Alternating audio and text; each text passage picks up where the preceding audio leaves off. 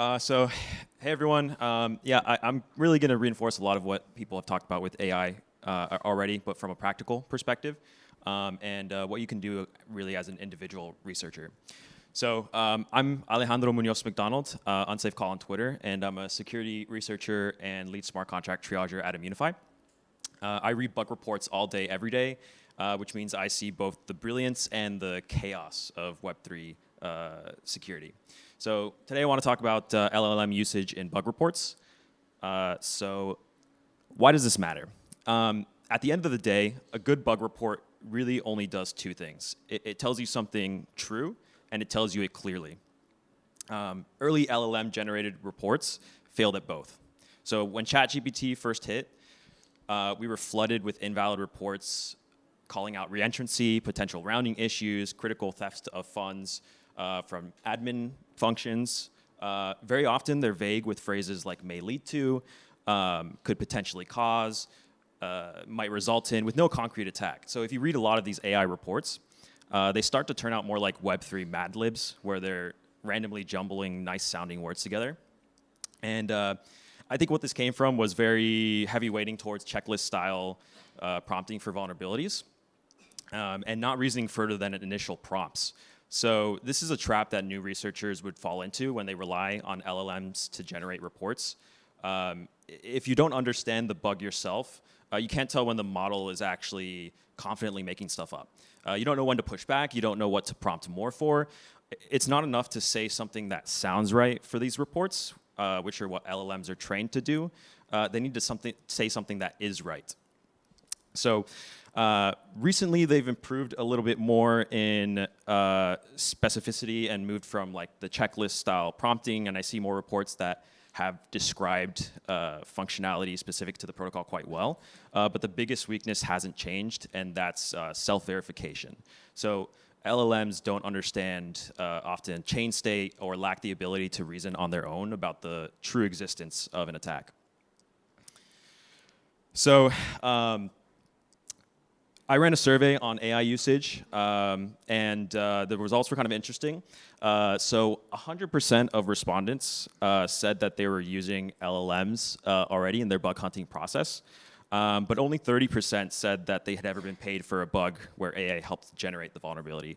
That seems still quite high, but AI isn't being used, or LLMs isn't being used as a magic vulnerability generator by everyone yet, and they're mainly using it to do things like learn faster, do analysis of the code, vulnerability or pattern or test generation, or just clean up their reports.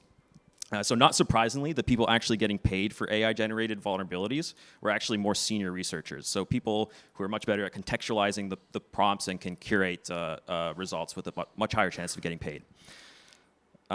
So I also asked what were some of the complaints about AI, and there are quite a few.